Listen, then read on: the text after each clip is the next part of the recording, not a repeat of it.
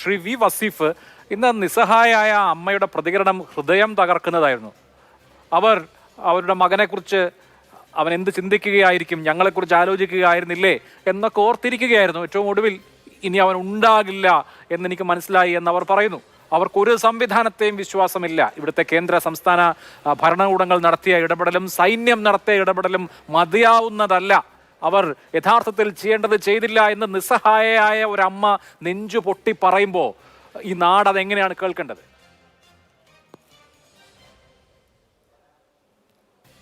അഭിലാഷ്, ഞാനിത് ഇന്നലെയും ഈ മറ്റൊരു ചാനലിൽ പറഞ്ഞപ്പോൾ സംസാരിച്ചിരുന്നു. വലിയ പ്രയാസമാണ് നമുക്ക് ഈ സമയത്ത്. രാഷ്ട്രീയം പറയുകയാണ് അല്ലെങ്കിൽ ഒരു ആക്ഷേപം ഉന്നയിക്കുകയാണ് എന്ന് കരുതരുത്. ഇന്ന് കേരളത്തിൻ്റെ ബഹുമാന്യനായ പ്രതിപക്ഷ നേതാവ് ഉൾപ്പെടെ പറഞ്ഞു, അലംഭാവം ഉണ്ടായിട്ടുണ്ടെങ്കിൽ അത് ഗൗരവമായി പരിശോധിക്കേണ്ടതുണ്ട്. കെ.സി. വേണുഗോപാലും അതുപോലെ തന്നെ കർണാടക സർക്കാർ മറുപടി പറയേണ്ടി വരും എന്ന് പറയുന്ന ഒരു വാചകം പറഞ്ഞു വെച്ചിട്ടുണ്ട്.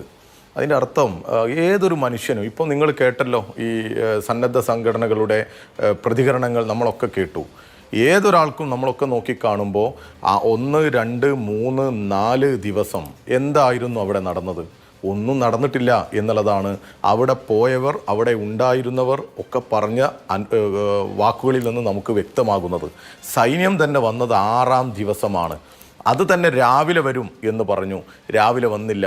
8 മണിക്ക് വരും, വന്നില്ല. 10 മണിക്ക് വരും, വന്നില്ല. 2:15 സൈന്യം അവിടെ എത്തിയ സൈന്യത്തിന് തന്നെ ആവശ്യമുള്ള ഈ എക്യുപ്മെൻറ്റ്സ് ഒന്നുമില്ല. നമ്മൾ ഈ സാധാരണ ഇങ്ങനെയൊക്കെ ഒരു സംഭവം ഉണ്ടാകുമ്പോൾ ഒരു റിസോഴ്സ് മൊബിലൈസേഷൻ ഒക്കെ പറയാറുണ്ടല്ലോ. ഈ ഗോൾഡൻ അവർ അതുപോലെ തന്നെ ഗോൾഡൻ ടൈമിലൊക്കെ ആവശ്യമായ സാധന സാമഗ്രികൾ ഇവർ വന്നാൽ ചെയ്യേണ്ട കാര്യങ്ങൾ, ഇവരുടെ കയ്യിലുള്ള എക്യുപ്മെൻറ്റ്സ് ഇപ്പോൾ നേരത്തെ സൂചിപ്പിച്ചില്ലേ, ഉള്ള റഡാർ തന്നെ എത്ര മീറ്റർ താഴോട്ടേക്ക് എത്തുന്നതാ.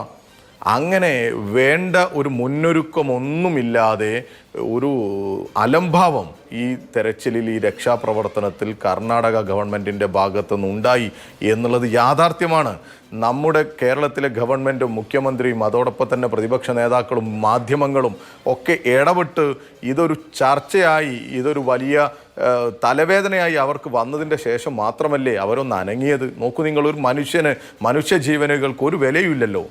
അർജുൻ ഉള്ളത് കൊണ്ട് തന്നെയല്ലേ ഇത് ഇത്രയും വന്നത്.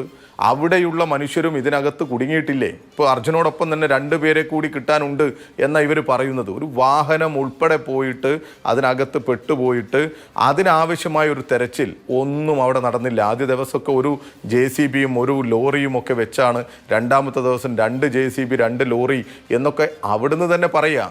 ഇന്ന് രാവിലെയും ഒരു മാധ്യമ പ്രവർത്തകൻ റിപ്പോർട്ട് ചെയ്തത് 6 മണിക്ക് ഇവരവിടെ ചെന്ന സമയത്ത് തുടങ്ങും എന്ന് പറഞ്ഞ സമയം മുതൽ 7 മണി വരെ ഇവർ ആരും എത്തിയിട്ടില്ല.